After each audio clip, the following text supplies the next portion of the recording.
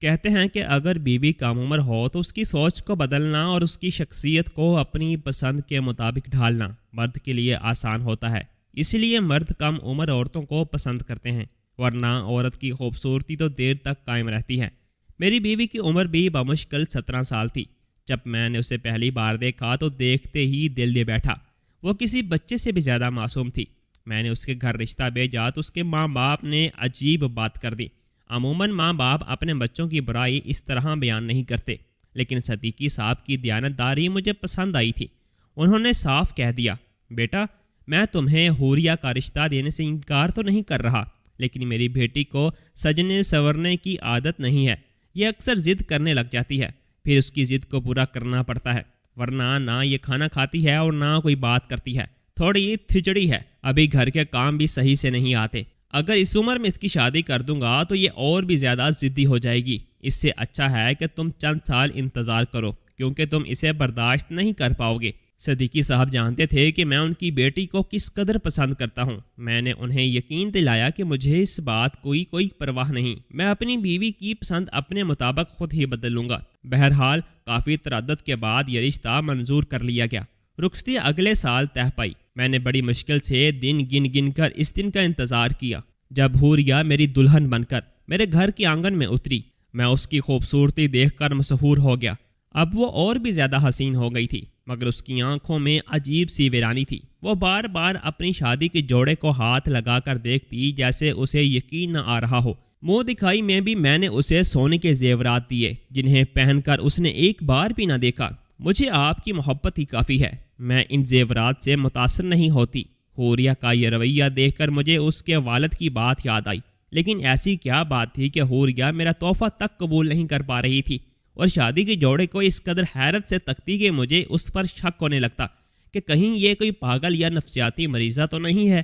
بڑی مشکل سے اس نے چند گھنٹے اس جوڑے میں گزارے اور پھر اٹھ کر سادہ کپڑے پہن لیے، اپنا میک اپ اتار لیا اور ہاتھ منہ دھو کر جائے نماز پر کھڑی ہو گئی۔ میں اسے حیرت سے دیکھنے لگا، یہاں تو یہ لڑکی بہت نیک ہے یا میرے سامنے نیک ہونے کا ڈرامہ رچا رہی ہے۔ میں نے دل میں سوچا اور کمرے سے نکل گیا۔ میرا موڈ آف ہو چکا تھا۔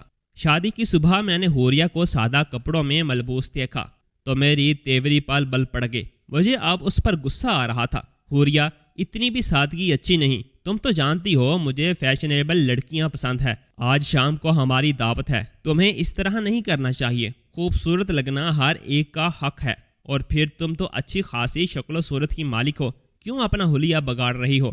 میری بات پر حوریہ مسکرا کر بولی، میں آپ کی ہر بات مانوں گی عاصم، لیکن اس کے لیے ایک شرط ہے۔ ہفتے میں آپ کو ایک بار میری بات ماننی ہوگی، باقی دن میں آپ کی بات مانوں گی۔ ٹھیک ہے، میں تمہاری بات مان لوں گا۔ فی الحال تم تیار ہو جاؤ، ہمیں ابھی ناشتے کے لیے جانا ہے۔ میں نے حوریہ سے کہا تو وہ اپنے بال بنانے لگی، لیکن اس نے اپنے کپڑے نہیں بدلے، انہی سادہ کپڑوں میں نیچے مہمانوں کے سامنے ناشتہ کرنے آ گئی۔ مجھے حوریہ کا یہ رویہ بہت عجیب لگ رہا تھا۔ تھوڑی دیر کے بعد جب میں اپنے کمرے میں آیا تو حوریہ سے سختی سے پیش آیا۔ دیکھو حوریہ، مجھے اپنی مرضی پر چلنے والی عورت پسند ہے۔ اگر تم ایسا کر سکتی ہو تو کرو، ورنہ تمہیں میری ہی ماننا پڑے گی۔ اپنی زندگی عذاب بنانے کا کوئی فائدہ نہیں۔ خاندان والے کیا سوچیں گے کہ میری بیوی کو کپڑے پہننے کا ڈھنگ بھی نہیں؟ آپ کو خاندان والوں کی فکر ہے؟ میں نے آپ سے کہا تو تھا آپ میری ایک شرط مان لیں، میں آپ کی ہر بات مانوں گی۔ بولو بھائی، کیا شرط ہے تمہاری؟ میں نے تنگ آ کر کہا، شرط یہ ہے کہ ہر جمعے کو آپ مجھے میکے کے قریب واقع ایک مزار پر لے کر جائیں گے۔ اس مزار پر میں آتی جاتی رہتی تھی، وہاں جا کر مجھے سکون ملتا ہے۔ میں چاہوں گی کہ آپ بھلے مجھے میکے نہ لے کر جائیں، لیکن مجھے وہاں ضرور لے جائیں جہاں میں نے اپنی زندگی کے کئی دن روتے ہوئے دعا مانگتے گزارے ہیں۔ مجھے اس جگہ سے عقیدت سی ہے، انسیت ہے، میں وہاں جانا چاہتی ہوں۔ میری بیوی کی بات سن کر مجھے عجیب سا لگا۔ میں اسے کسی مزار پر لے کر نہیں جانا چاہتا تھا، لیکن 2-3 دنوں میں اس نے میری بات نہ مان کر ثابت کر دیا کہ وہ بغیر اپنی شرط منوائے میری کوئی بات نہیں مانے گی۔ بالآخر میں نے اس کی شرط قبول کر لی اور کہا، تم جمعرات تک جتنے دن باقی ہیں ان میں اپنے آپ کو سجا سنوار کر رکھو، مہمانوں سے عزت سے پیش آؤ۔ میں تمہارے لیے جو ہو سکا کروں گا، تمہیں مزار پر لے کر جاؤں گا، جہاں کہو گی تمہارے ساتھ چلوں گا۔ حوریہ میری بات سن کر خوش ہو گئی اور پھر جمعہ آتے ہوئے دیر نہیں لگتی۔ اس نے اپنا وعدہ پورا کیا تھا، مہمانوں سے اچھے طریقے سے ملی، اچھے کپڑے بھی میرے لیے پہن لیے۔ اب مسئلہ مزار پر جانے کا تھا، کیونکہ یہ جمعرات کی رات تھی۔ اور میں بہت تھکا ہوا بھی تھا، لیکن حوریہ نے ضد لگا لی کہ وہ جمعے کی رات مزار پر حاضری دینا چاہتی ہے۔ میں نے کہا ٹھیک ہے، تم تیار ہو جاؤ، میں تھوڑی ہی دیر میں فریش ہو کر آتا ہوں۔ مجھے یہ دیکھ کر سخت حیرت ہوئی۔ جب میں غسل خانے سے نکلا تو حوریہ دلہن بنے شیشے کے سامنے کھڑی تھی۔ دلہن بنے وہ بہت خوبصورت لگ رہی تھی۔ اس کے چہرے پر کسی قسم کا میک اپ نہیں تھا، ایسا لگ رہا تھا جیسے آج ہی حوریہ کی شادی ہوئی ہے۔ حوریہ، تم نے یہ شادی کا جوڑا کیوں پہن رکھا ہے؟ میں نے حیرت سے اسے دیکھ کر پوچھا۔ آپ نے تو کہا تھا کہ آپ میری ہر شرط مانیں گے، وہ بھی بنا کوئی سوال جواب کیے۔ اس نے مجھے میرا وعدہ یاد دلایا، لیکن میں نے تمہیں یہ تو نہیں کہا تھا کہ تم میری شادی کا جوڑا پہن کر کہیں جاؤ اور میں تم سے سوال بھی نہ کروں۔ میں اور کہیں نہیں جا رہی عاصم، صرف اور صرف اپنے گھر کے قریب واقع اس مزار پر ہی جا رہی ہوں۔ مجھے وہاں کچھ ضروری کام ہے، ایسی اور کوئی بات نہیں جس پر آپ کو پریشانی ہو۔ شادی کا جوڑا میرے دل کے بہت قریب ہے، بس اسی لیے پہنا ہے۔ میں نے اور کوئی سوال نہیں کیا اور تھوڑی ہی دیر میں ہم گاڑی میں بیٹھے۔ میری بیوی بہت خوبصورت لگ رہی تھی، لیکن مجھے سمجھ نہیں آ رہا تھا کہ وہ گھر میں میرے لیے سجتی سنورتی نہیں اور آج مزار پر اس قدر تیار ہو کر دلہن بن کر جا رہی ہے۔ راستے میں ہم نے کوئی بات نہیں کی۔ جب مزار پر پہنچے تو بیگم کہنے لگی، آپ یہیں پر رکیں، گاڑی میں میرا انتظار کریں، میں بس تھوڑی ہی دیر میں آتی ہوں۔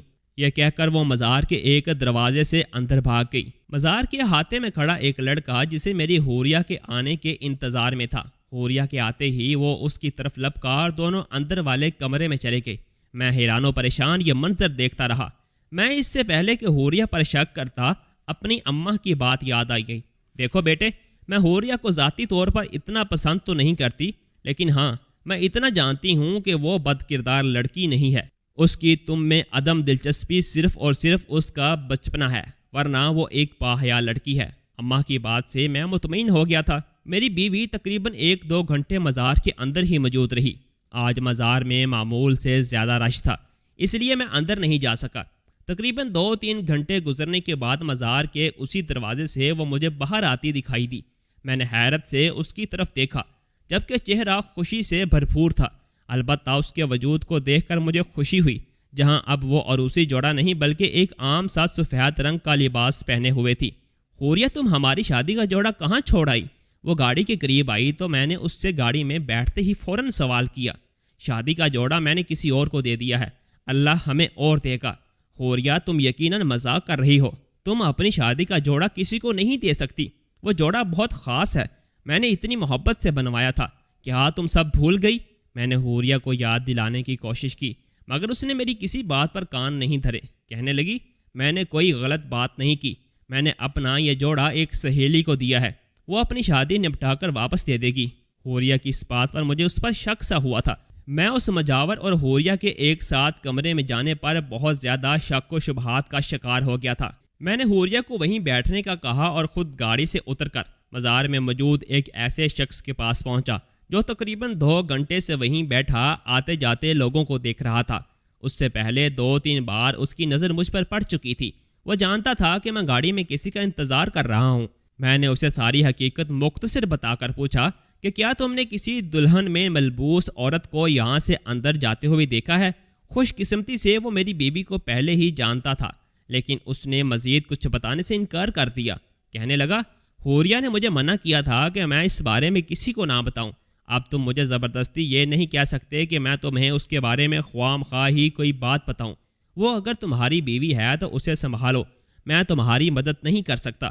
بوڑھے کا ٹکا سا جواب سن کر میں واپس گاڑی میں آ کر بیٹھ گیا۔ یہاں تو سب لوگ حوریہ کو جانتے تھے، لیکن کس حوالے سے یہ میں نہیں جانتا تھا۔ بہرحال مزار سے آنے کے بعد حوریہ بہت خوش تھی۔ وہ گھر آئی تو کہنے لگی، آج آپ نے میری خوشی پوری کر دی۔ مجھے اتنے برسوں کے بعد وہ سکون ملا جو میں سوچ بھی نہیں سکتی تھی۔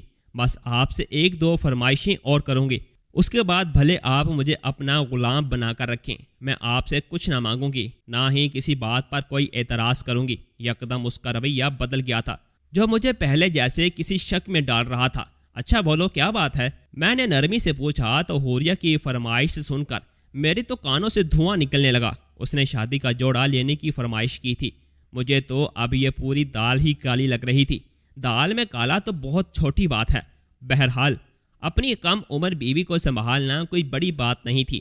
میں نے سوچ لیا کہ میں اپنی بیوی کا پیچھا کروں گا، مکمل تحقیق کے بعد ہی اس پر کوئی شک یا بہتان کی بات ہوگی، ورنہ اس طرح مجھے بنا تحقیق کوئی بات نہیں کرنی چاہیے۔ اگلے دن میں نے بیوی کو وہ جوڑا دلوایا جس کی اس نے ضد کی تھی۔ دلہن بن کر وہ بہت خوبصورت لگ رہی تھی، لیکن اب کی بار اس نے وہ جوڑا پہنا نہیں بلکہ اسے اتار کر ایک اچھے سے شاپر میں رکھ دیا اور مجھ سے کہنے لگی، ہم چلیں، کافی دیر ہو گئی ہے۔ میں حوریہ کو لے کر مزار پر تو چلا گیا، لیکن اس بار میں نے ٹھان لی تھی کہ اس شخص کو ڈھونڈ کر نکالوں گا جس سے حوریہ ملنے، باتیں کرنے یا پھر یہ جوڑا دکھانے آتی ہے، کیونکہ کوئی تو تھا جو اس کی زندگی میں تھا، ورنہ حوریہ اپنے شوہر کو نظر انداز کر کے شادی کا جوڑا پہن کر مزار پر کیوں آتی؟ آج بھی حوریہ نے ایک بیگ میں شادی کا جوڑا ڈال کر رکھا ہوا تھا جو وہ اپنے ساتھ لے کر آئی تھی۔ اس کا مطلب اندر جا کر اس نے یہ جوڑا پہننا ہے۔ میں نے دل میں سوچا۔ جب حوریہ گاڑی سے اتر کر مزار کی طرف بڑھی تو میں بھی اس کے پیچھے پیچھے ہو لیا۔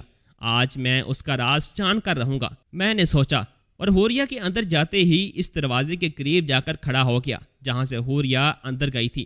وہاں پر دو عجیب و غریب قسم کے آدمی کھڑے تھے۔